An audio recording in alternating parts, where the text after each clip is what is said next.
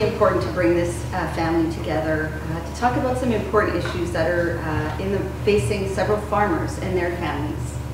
My name is Leanne Huberdeau. I am the Sustainability Program Coordinator with Common Ground Consulting, a management consulting firm focused on helping companies navigate the challenges of the coffee industry. My name is Elliot Palaspati. I'm the Ethics Consultant and Agricultural Liaison. Hello, Jyotis and audience. I'm Kaushal Patel and I'm Business and Financial Analyst at Common Ground. And I'm Daniel Cook and I'm our Technology and Implementation Lead. Great, let's get started. So as you well know, the coffee industry is massive and it has continued to grow at substantial rates. I personally have probably had way too many cups of coffee today, and we know that across the world there's 2.25 billion cups consumed every day. This market is $200 billion large and is the second most traded commodity in the world. But in the last 50 years, it has grown by 150%. Now we know that this global and growing commodity also creates opportunities for workers and families around the world and is an economic driver in many developing countries and areas like Latin America and Africa. However, the environment and farmers have seen some negative impacts from this growing industry. Firstly, when we look at forests, we see that 2.8 million hectares of forests have been cleared in Central America alone, and it has contributed to 10% of global deforestation. That one cup of coffee I had today used an average of 140 liters of water to produce. And in those developing countries, this means water scarcity and competition for resources. And those farmers and their families, they're living in ongoing cycles of poverty due to unfair prices. As the climate is changing, they're seeing less usable land and opportunities to expand their farms. And they also have limited resources to be able to farm more sustainably. So with the contributions to GHGs and using 20% of global pesticides, we feel that the impact on the environment will affect the longevity of the industry, but also affect the health and prosperity of those farmers. In addition, we now report that climate change could result in up to 50% of coffee growing land being unusable by 2050. This means those farmers and their families won't have other options, and they're already vulnerable to the volatility of the coffee commodity prices. So this means that growers and brands are going to need to pivot and adapt their operations to continue to thrive. The good news is deforestation is an important and growing concern, and there are regulations coming. SDG Goal 15, Life on Land, with the sub-target of 15.2, is focused on ending deforestation and restoring the world's forests. We know that deforestation is responsible for 10% of the global GHGs, and these are continuing to drive climate change. Emerging in the EU is a new regulation that will effectively, by 2024, ban imports of all products that have contributed to deforestation after 2021. And we see here that Latin America, where over 40% of coffee is grown, is the largest, contributes the largest commodity deforestation challenges around the world. So this means that these regulations and these initiatives will increase the challenges to farmers and those coffee companies like yourselves that are trying to grow in this changing market. Now you as Lavazza, we feel have the experience, the size, and the resources to lead change. You have 130 years of family experience and knowledge, and you are all over the world. You're the 7th largest company producer, and you're focused on always guiding yourself to your values, transparency, and high quality and Italian craftsmanship. Your focus is on creativity, precision, and innovation. And with that, you can radically change how coffee is sourced to ensure it survives those pending regulations and those climate-related issues. And as we like to say, you are already steeped in sustainability and you have a strong story to share. You have committed to sourcing 100% of your coffee sustainably by 2025. In every cup that you produce, you have 4 priority SDGs already in mind. And you have several initiatives that are being guided by your values. You have a Tierra coffee line, which is completely organic. You've already started a partnership with Rainforest Alliance, which is focused on biodiversity. You have made a commitment that you will have sustainable packaging by 2025. In addition, you're already focusing on some deforestation efforts, and you've successfully helped 100,000 children in the last 20 years by partnering with Save the Children initiative. So it's clear you have made a commitment to sustainability and you have the resources to push further. So as we look to this problem of how the environment and farmers have seen negative impacts in this growing industry, and we are all pressed for time, how will you solve this problem and help minimize the impact for future generations? We wanted to build you a plan with the objective of ensuring that you can be a leader in the coffee industry while creating a stable and sustainable future for coffee farmers around the world. This will achieve goals of minimizing the cycle of poverty for farmers, enabling sustainable coffee farming practices, and growing and innovating in a competitive environment. And long-term, by adapting to these environmental changes, you will strengthen your market leadership and ensure longevity and stability for future generations of farmers and your family members.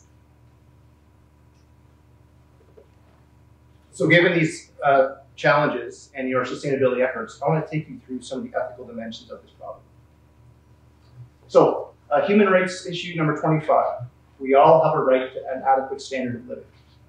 The farmer is poverty-stricken, and he accepts most of the financial risk in the coffee industry. And moreover, they're the biggest victims of climate change while contributing some of the least to that. For example, a farmer will receive between 7 and 11 cents for a cup that's sold for €2.30 in a cafe. And that is with the fair trade pricing of 11 cents. A typical family farm that's 2 hectares, which produces about 4,000 pounds, that's going to produce 6,000 to 12,000 euros in revenue, which leaves about 1,000 to 7,000 income for the family for the year. And I recognize Lavazza is partnering with Fair Trade, which has made some benefits, but we have seen that this primarily benefits the consuming countries, the retailers, and the roasters. So we want to give you a method to get more of that revenue to the farmer. And Lavazza has committed to SDG 8, decent work and economic growth, and needs to continue to expand its reach to elevate the life of the farmer. So having a look at this trend, you can see the price fluctuations over the years. Costs have gone up, but revenue have either been flat or deteriorated. And worst of all, we can see that the profits are continuing to decline, and in some years are in the negative. So they're losing money for all the efforts that they're making. So we recognize that Lavazza has sustainability plans, but we also see that you're buying 93% of your beans on the open market at these market rates. Now, Lavazza doesn't control the market, and they can't necessarily control how the farmer can learn a living wage in today's world. We're going to figure out a way to help the farmer. The second ethical issue, the human rights number 23, the right to adjust in favorable conditions. Sun-grown coffee. It's how a lot of coffee has been grown since the 70s. It's a new, innovative way to grow coffee with higher yields, but unfortunately it consumes a lot more water and promotes the use of agrochemicals. So the use of agrochemicals has some immediate side effects, ear and nose irritation, skin rash, asthma, and respiratory problems. Prolonged effects can be cancer, infertility, birth defects, and lots of disorders. And the WHO estimates 3 million cases of severe poisoning each year, 300,000 of those being fatal. So I know Lavazza is committed to SDG 12, responsible consumption and production, which is challenging without more involvement creating safe practices for the farmer. So looking at another human right, the right to work and education. Tragically, a lot of farmers need to pull their children out of school to help on the family farm to make ends meet. And this just perpetuates that cycle of poverty for future generations. And it's been estimated that 20% of children in coffee-growing countries are exploited in this manner. And they're subjected to 10-hour working days in brutal conditions sometimes.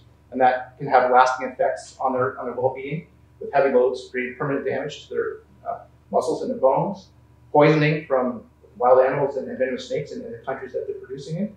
And worst of all, that hopeless future that perpetuates the cycle of poverty over generations.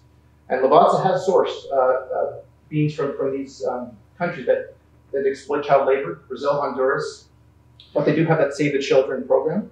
So with the coffee countries falling victim to labor exploitation, this is challenging that goal of Save the Children. So taking a look at some of the legal dimensions,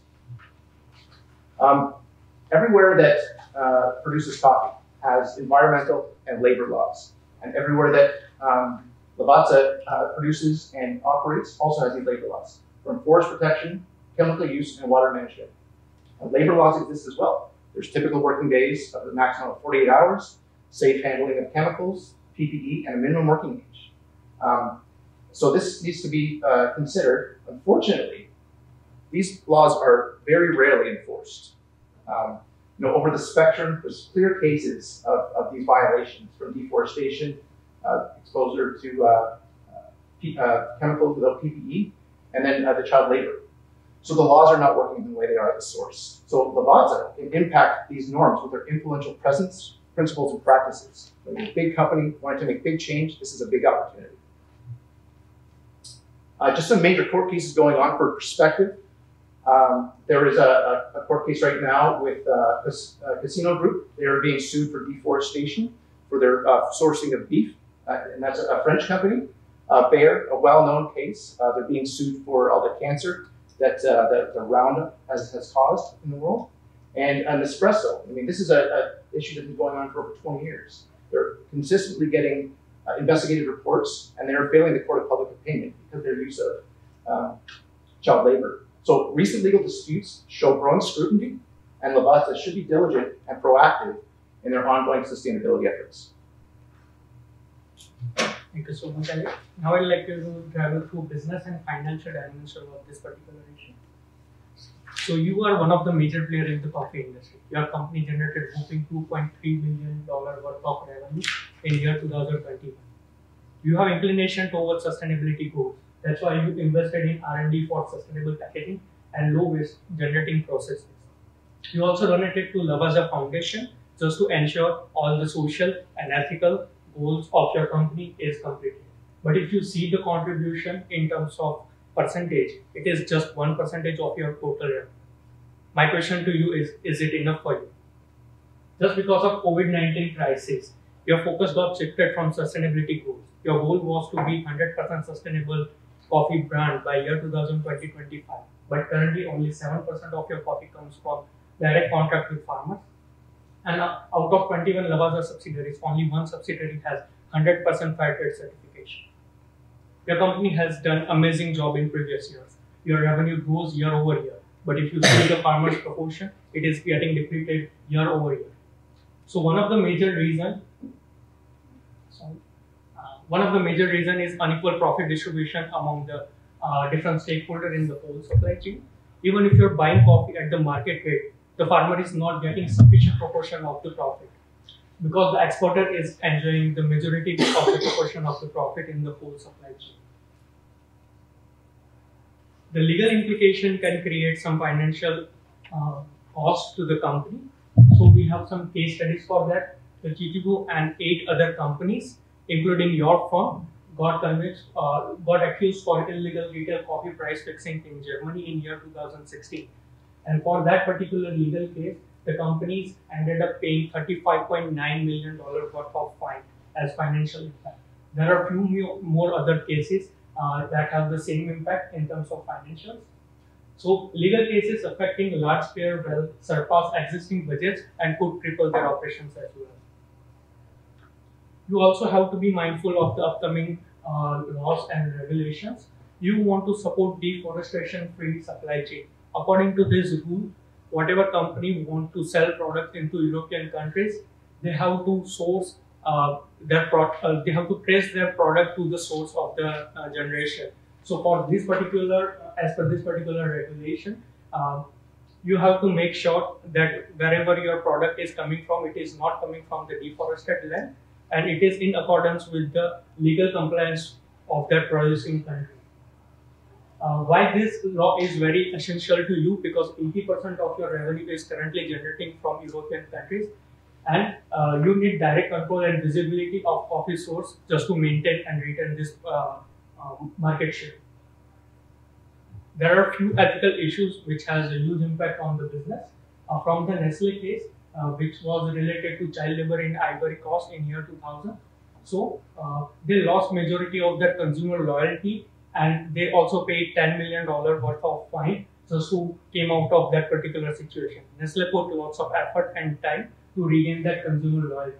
So ongoing ethical concerns have required many competitors to make costly changes to their business model to regain their consumer loyalties.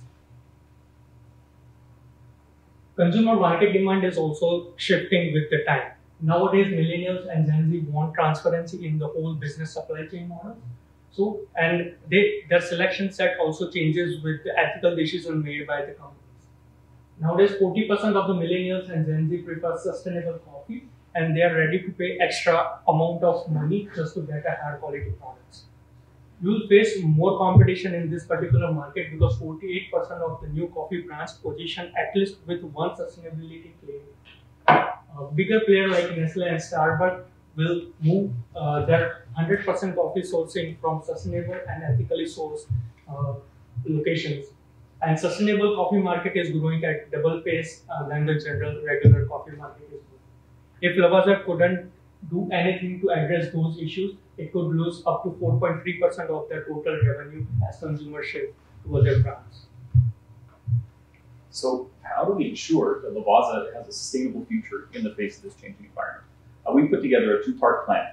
The first of which is contracts and partnerships with coffee farmers. So Lavazza is working with those farmers directly. And the second is enabling agroforestry techniques using technology. Through this plan, we can see that we'll see 25,000 farmers see that price certainty that they need to ensure that their livelihoods are sustained, and reforest 13,000 hectares of deforested farmland. And that's directly in relation to Lavazza's sustainability development goals. In addition, we found 26% additional net income for Lavazza by the year 2027. Sorry about that. So today, Lavazza purchases 93% of their coffee from the open coffee market. And you have those sustainability goals and ethical goals, but the differing goals of the coffee market and the exporters result in a dilution of your values. There's a disconnect between what you're hoping to achieve and what the exporter is hoping to achieve. And they're the ones that are working directly with the farms. So our recommendation is that you work directly with the farms by establishing clear contracts so you have accountability on those sustainable goals. And you're able to monitor progress and ensure compliance with the new regulations that are being put in place. All of this will be underpinned by a cost-plus model for the farmer, which will enable you to sustainably fund them, but also make sure that their operations are sustainably funded. All of this ensures that Lavazza's commitment to values will be carried through the entire supply chain. So what do those contracts look like? From a baseline perspective, you have to make sure that there's minimum sustainability and profitability targets for these farms. But those farms, in return, are going to supply solely to Lavazza. Each individual farm is going to have its own needs in terms of where they are in their journey of becoming more sustainable. So which sustainable farming practices are they going to implement, and what do the target dates look like for the metric that you've set for them in the contract? But a key part of these contracts is that there are obligations on both sides. Lavazza has to commit to providing those resources that you've already developed in terms of helping the farmers become more sustainable, but also maintaining that pay structure that allows the farmers that decent living wage. On the farmer side, they have to commit to adapting the practices, making sure that they're acting more sustainably, and being engaged with the resources that you're providing. In addition, they'll provide farm metrics back to Lavazza to ensure that you have insight into those operations. Establishing these contracts will allow you to have transparency in practice and make the role of the farmer in this changing landscape less precarious. Having control over those farming practices and direct insight into farm performance will allow you to monitor the progress on the farms and make sure that your partners stay viable and also that you're complying with those new regulations that are coming in. So how exactly does the cost plus payment model work? In order to get these partners these farmers to partner with you, there has to be something in it for them. The cost plus payment model covers the farmer's costs plus provides them with a living wage. Now, this is going to be dependent on the region that the farmer is operating in and what the cost of living looks like. This is backed by an actuarial analysis, so you can assure over the length of the contract, whether it be 5, 7 years, that you make sure that you're still staying profitable with the price that you're paying for coffee. The overall cost from our calculation is a minimal increase. It represents just 2% of what Lavazza spends on coffee today. And that can be made up for, as Kaushal was mentioning, with consumer trends shifting to focus on more sustainably grown products. They're willing to pay an increase in price in order to cover off the increase in sustainability. This cost plus payment model is already working in other areas. Coffee cooperatives are using it to ensure that all of their members are receiving an equitable amount of pay for what they're producing. And cocoa farming in industry is actually using it as well. And as we can see with the predetermined costing on the right, the price of coffee fluctuates wildly, but having this cost plus model in place and understanding exactly how much you're going to spend on coffee for the next 5 years is going to substantially simplify your financial forecasting and ensure that you're able to stay solid. So the cost plus model simplifies both your financial forecasts and positions you as a partner and ally to those coffee farmers. So from this, you gain that supply chain insight and cost certainty and control over those farming practices to make sure that the farms are adhering to your stated values. And the farmers, in turn, get transparency on their pricing, which has been so sorely lacking in the coffee industry, a stable income, and make sure that their operations are sustainable. Elliot mentioned that we've only been growing coffee in the sun since about the 70s. For about 1,000 years before that, it was grown in Ethiopian forests in a shade-grown environment. However, chemical advances shifted us more to a sun-grown monoculture crop, which allowed us to get more yields with less labor. However, that caused massive climate change and soil management issues, where we're dumping more and more chemicals into the land in order to grow these crops. Since the 70s, there have been many technologies that have been supporting agriculture in other spaces that haven't made it to the coffee industry. Things like agroforestry techniques and drones for maintaining crops. So our recommendation is to build a technology package that these farms can use in order to re-implement these agroforestry techniques that have been lost to time. With technology, you gain standardization, but also insights. Precision farming methods allow you to really dial in the amount of chemicals and water that you're using to grow your plants and reduce those by a substantial margin. Using analytics, sensors, and drones, farmers will be able to collect data on their farm's performance and respond appropriately to the needs of their crop. But on the other side, Lavazza having that data and insight will let you efficiently source coffee and allocate your resources more effectively, as you'll understand how each of your farmers is producing in terms of yield. Agroforestry is not new to Lavazza, but farmers aren't able to implement this on their own. You provide a lot of resources already to farmers in terms of education, with research and articles helping them get certified through fair trade. Our recommendation is to use local agronomists to enable them with these technology packages. So you're taking a more hands-on role in guiding them on how to actually implement these changes. So that technology package, hands-on guidance, giving them those training and reporting, connecting directly with the farmers will allow you to align to your values and specifically further your commitment to SDGs 8 and 12. However, technology is not a core competency for Lavazza. You don't have to do this alone. There are many not-for-profit and for-profit and even Italian-made options in your own backyard that provide planning and management suites for agroforestry plans with a focus on reforestry or a focus on crop health and growth data, or just doing data analytics and providing sensors for the farm. So technology is already well established in agriculture, and there are many partners available for you to bring this to the coffee industry. So this technology-enabled agroforestry, it helps both the environment and the farmers. This will enhance your commitment to SDG 15 through increased biodiversity, reduced chemical use, and that reversal of deforestation that we talked about. In addition, the coffee farmers get increased expertise, which makes them more comfortable in this changing environment, improves their working conditions, and makes sure that their operations are sustainable. The increase in revenues that we forecast using this model will offset the implementation costs. So seeing new market profit with those consumers that are focused on sustainability, and as well as redistributing some of the profit from the exporter to the farmers will cover the implementation costs and leave Lavazza a profit even in the first year of €3 million. And over a 5-year term, this has a 28 million NPV in benefit and will increase your net income by 26% by 2027. Thanks, Daniel. Thanks, team. And thank you again, the board, for joining us. We're so pleased to share a recommendation to ensure a sustainable future for Lavazza in the face of a changing environment. Again, we'll do this with 2 initiatives, setting up contracts and partnerships with coffee farmers, and also focusing on technology-enabled agroforestry. We see huge impacts here. Over 25,000 farmers now have price certainty. We'll be able to reforest over 13,000 hectares of land, and we'll be able to provide you and the Lavazza organization with an additional 26% of net income. Thank you very much. Thank you. Thank you very much.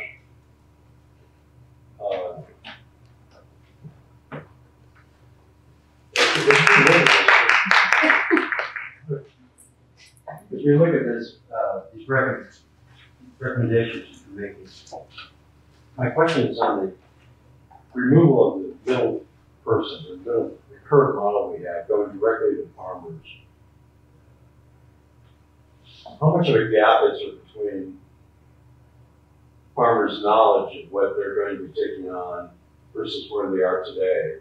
And what are we doing to prepare them for that change? Because right now, a lot of it is being done by the, the model that's set up now by the middle person. Does that make sense? Yeah, I'll take that question. So currently, exporter brings expertise to select the beans from a local farmers because they are very small scale farmers, and combine all that coffee and they just mill that green coffee and sell it to the like roaster, which is like Lavazza. So that is their expertise. But like with our plan now, we have more contract directly with the farmers. So we will, and that agroforestry technology now will know the quality of the best grown coffee, and we can directly direct that particular farmers to that exporter. They can mill the coffee, green coffee for us and send it to Lavazza.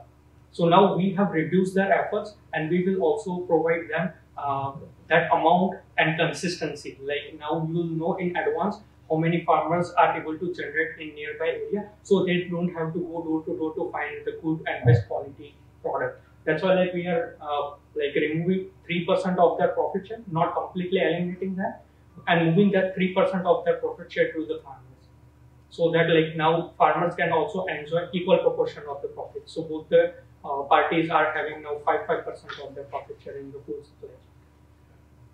Is there any impact, negative or harm, to the middle person that's in the middle right now that does the current model? You've got here you've got the middle, and now you've got the farmers. If we eliminate that, is there any harm on a relationship basis, on an economic basis, to that group that we've dealt with for years? One of the things we've seen in the coffee industry is this huge trajectory for consumption, and that is continuing to grow.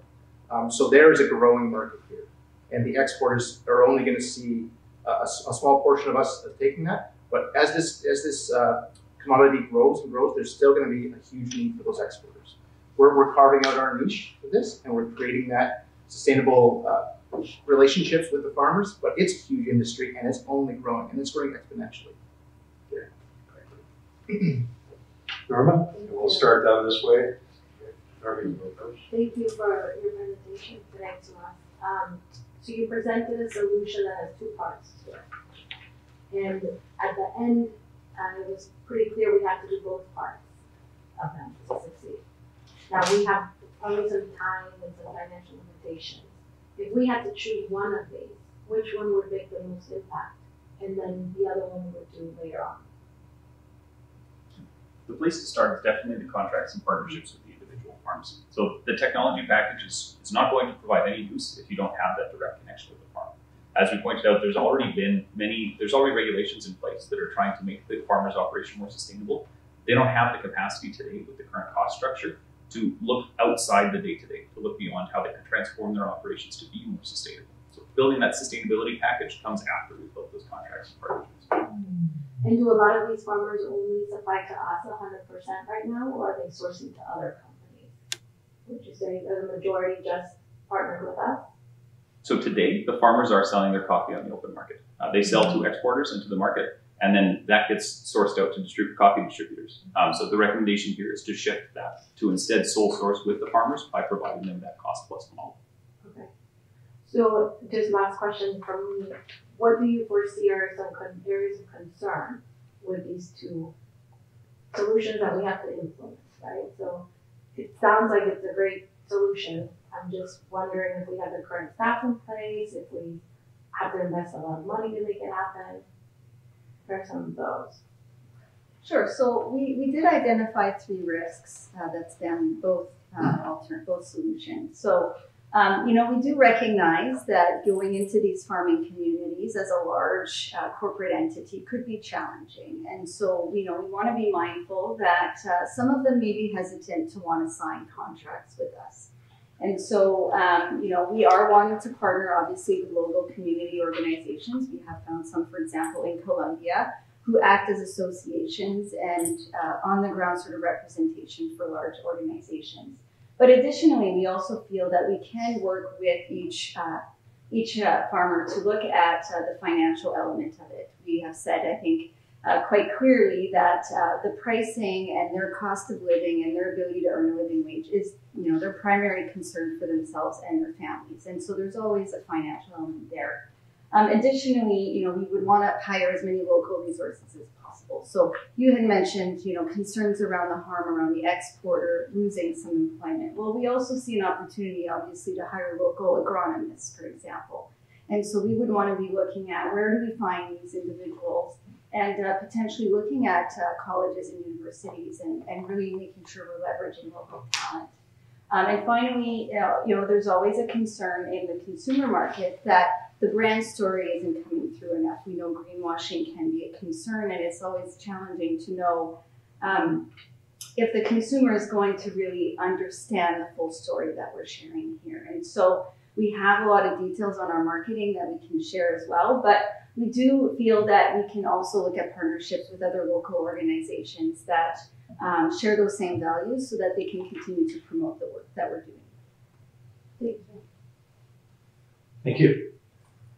You mentioned the main objective of your recommendation is to ensure a sustainable future for Lavazza. And for me, that also means ensuring a sustainable profitability future for our shareholders, investors, shareholders. And to one of my colleagues' questions, we still have a horizontal business model, but we're disintermediating or removing some of the middle, right? So we're going direct to the farmers. Have you considered even going further? Because I think for us to truly commit to this, we have the technology angle, and then we have our relationship with the farmers. What if we went totally vertical? We took more control of the production, the farming, not in a overbearing sense, but could we invest further in actually owning and then invest heavily on the technology side? Because it seems like with your plan, we're eliminating some of the middle, but we're adding nonprofits, the local agronomists, other technology partners, and your risk and benefits slide that you had up before kind of highlights some of those, the negatives as well as the new partners we're going to have to add. So why not maybe even take this further and have Lavazza, have us go more vertical? I think that could be a very natural next step after this. Currently the proposal you're suggesting is phenomenal. I love it. I think it's going to take a lot of resources to get there as well. We're giving you a 3 to 5 year plan. I think beyond that, that's probably something that would make a lot of sense. At the same time, we really want to respect those 3rd and 4th generation farmers in their land, and that's their livelihood. That's the land that they own. We don't want to be seen as the overbearing company that comes in. But if it is the case that the climate change, things are changing. Just in the last year and a half, Colombia's lost 4% of their viable coffee plantation land. So if times are changing, and that is a necessary next step, I think that makes a lot of sense. Thank you. Hi.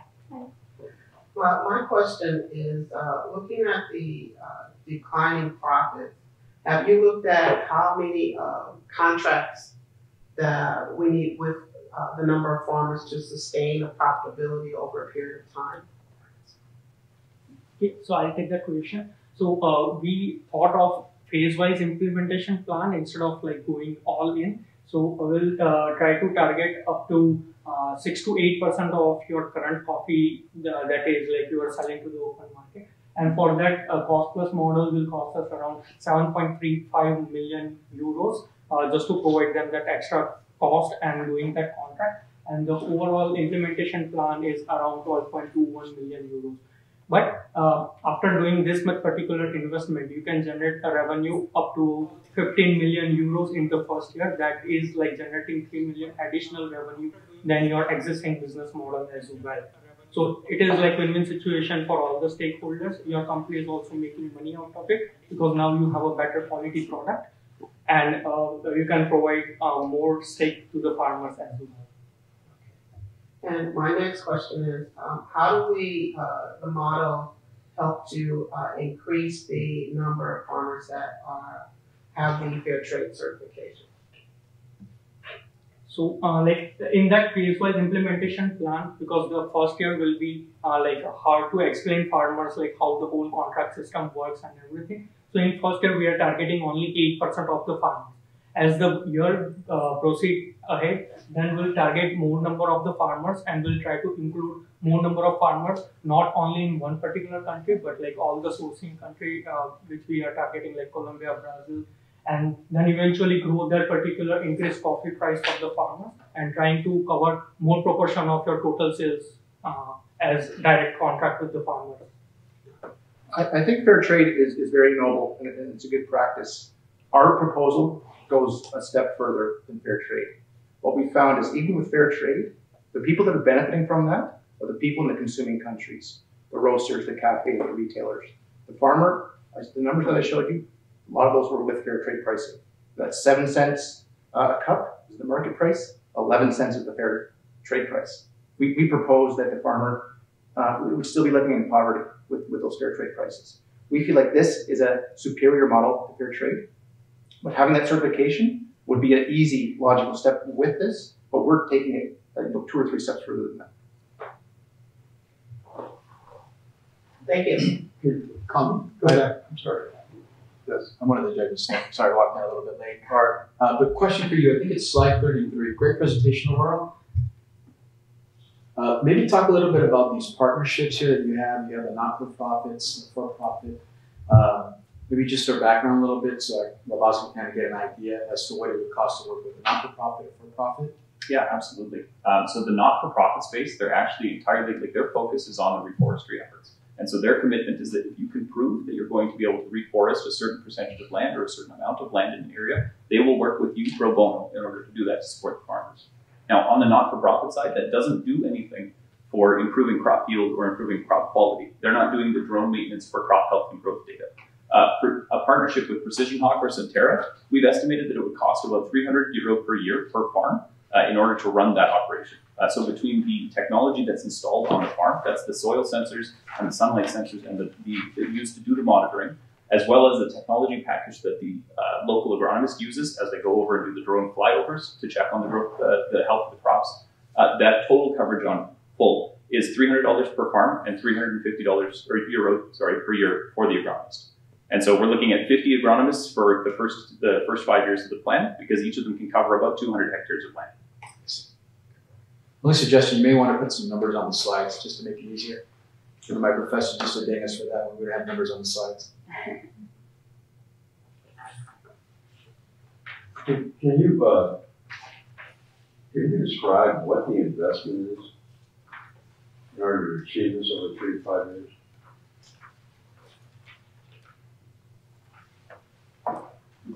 So in the initial year, as I mentioned, the total investment will be around 12.21 million euros.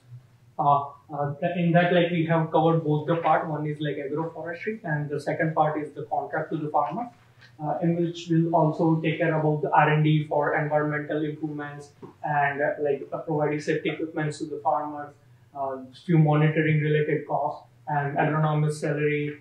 All that part will include as a 12.21 million euro in the first year, and as we grow more and more number of farmers in our projects, like include them as contract, then that figures grow up. Simultaneously, the profit, because we are targeting more number of consumer with premium quality of the product. That is like 6% in the first year, 8% in the next year, and altogether the total profit will be 15.16 million euro in the first year. Like in the first year, we'll cover that particular cost from our operating budget, but in the same year, we are also making revenues. So we don't have to like go for any outside investment for this particular program. And how many countries are we going to be direct contracting with farmers? Okay. So we'll start with Colombia, and then we'll target all the major sourcing countries like Brazil and then whatever other Ethiopia or any countries like we are purchasing coffee from.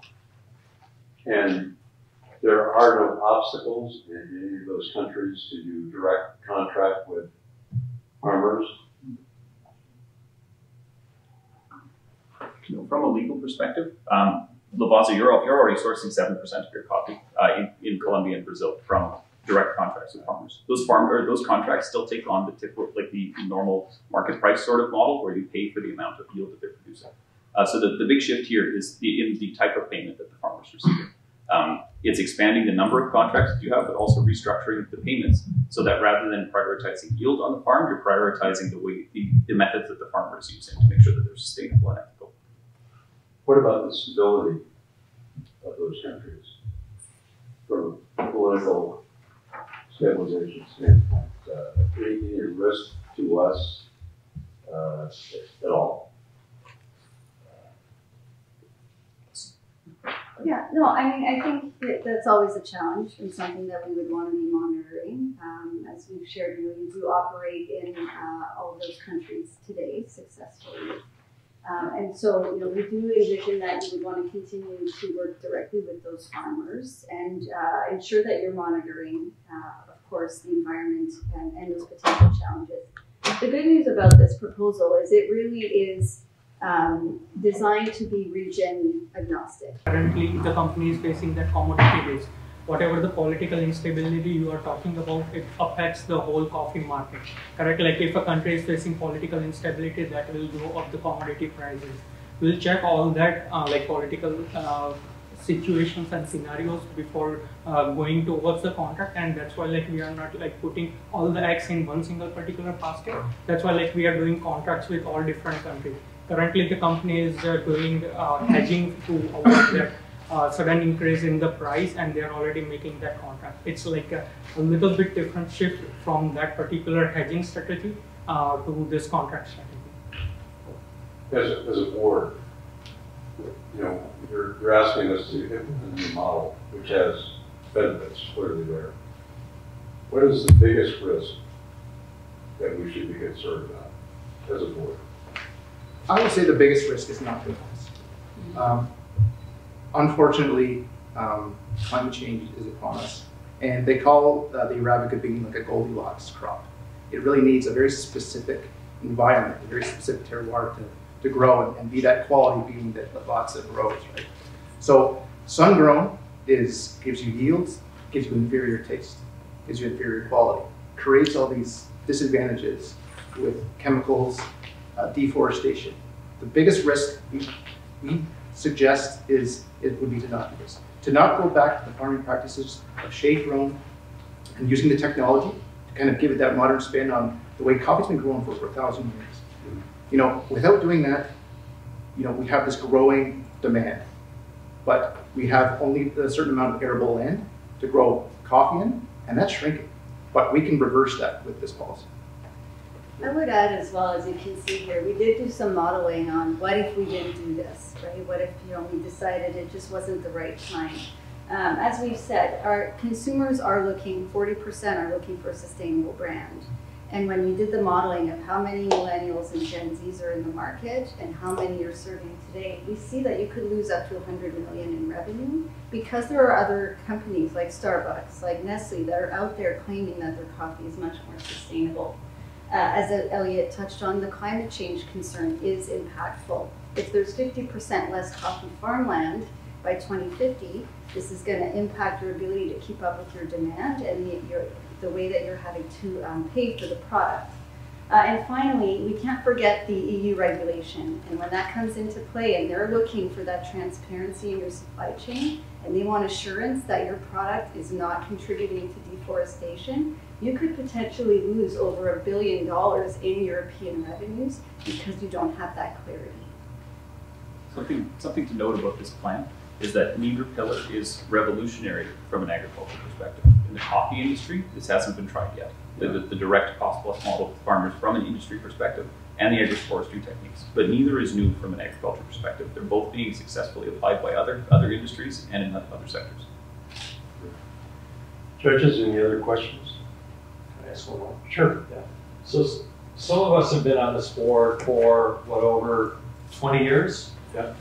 We've seen, Lavazza move from traditional methods to fair trade to this demand for a new level of sustainability and accountability. And early in your presentation, you made the case that our coffee drinker demands more.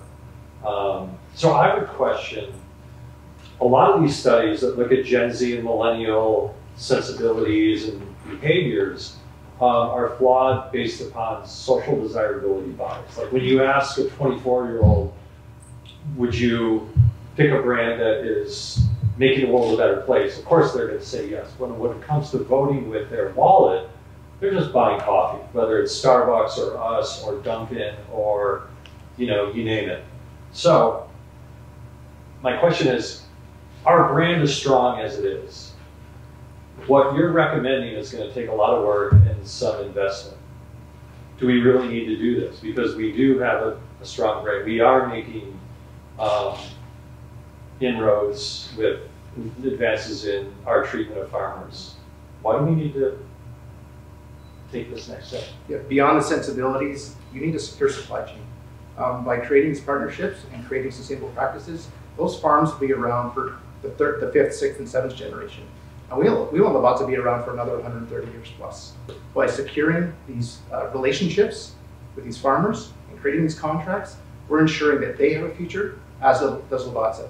As the fight for resources gets more competitive, you'll have that first mover advantage in having that direct relationship with the farmer and creating the best bean out there.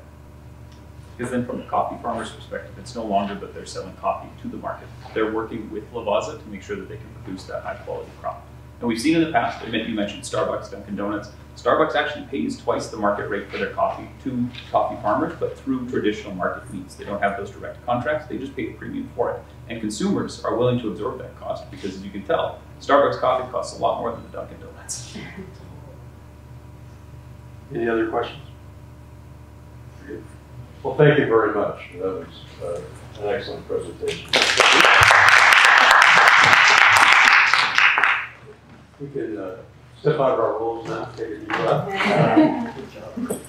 And this is an opportunity for the board to give you some feedback and any observations, suggestions that anyone can offer. So I would turn to the board. Do you have any observations, suggestions for the team? Well, I'd just like to say you came across as very relaxed, very comfortable. Everyone was extremely knowledgeable, ready for the questions, thoroughly answered the questions. One of the questions came up towards the end that I had written down regarding the regulations and laws that I was thinking, and you answered that without me even prompting you for it. So I think it was outstanding. Yeah, second that. I love the appendix. That was a really brilliant way of addressing questions. Not just having a bunch of slides as an appendix, but hyperlinking and making it really efficient to do that. So I thought that was great. I like the little things, like how you would step forward when you were presenting. Your appearance, you're really well dressed. You knew the content really well. You didn't depend on notes. You made eye contact. You really knew your stuff. Very well rehearsed. And then it was really good at the beginning. You tapped into the consistency principle. Like, you know that we are this, and so we felt like we were part of the, yeah, we are committed to this because you just told us we were. There was a lot. Some of the slides were great content, but a lot to process, and so I was having trouble processing what you were saying and trying to understand the slides. And I don't know how you do that. If you had more slides maybe, but overall, really super job. Overall, great presentation. I apologize, I walked a little bit late, but the parts that I did walk in from ethics on, I wish I could have gotten into the introduction, but great overview of the business. And if I was on the board of Lavazza, I want to jump on board just to see what this does for us. So, but my only comment was just numbers on the slides. That's probably something that one of our professors would always tell me, hey, numbers on the slides, and we penalize this. But I like the index or the summary page that you guys had at the end and had what slide was what, would kind of help out a little bit, but the numbers do kind of help out. Just to say, hey, go back to slide number 22. And, you know, I saw this, so it makes it easier. But overall, great job, guys. I concur with the comments that you made. I want to restate them and take up a lot more time. But overall, just a very good presentation. Well organized from the beginning, delivering the presentation, more importantly, responding to the questions and the grasp of the information and your ability to answer questions, some of which were even outside of what the presentation was, and drawing it back in. So well done, well done. The only suggestion I would have, and I've said this to a lot of the groups, is, you know, the know your audience. Okay, when you're presenting to a board, it's different than an executive team. The board looks at it from a different perspective. They have different responsibilities, and they usually are going after, you know, what are you recommending? What's it going to cost? And what's the benefit? And what's the risk? And give it to me now so I can digest it. And you did a good job of that. Okay, particularly around the risk, because I always hone in a lot on risk of what is the downside, because consultants always show the upside. They tend not to show so much of the downside, and that's where board we usually focus on. But gee, really good job. Congratulations. A lot of good work paid off, so thank you very much. Do you have any questions for us? No. It's been a bit of a whirlwind. Well, Yeah. good luck. You can take it. You're over the big hump. Yeah. You just have to look forward to the 10-minute and 90-second. Yeah. And we wish you the very best luck as you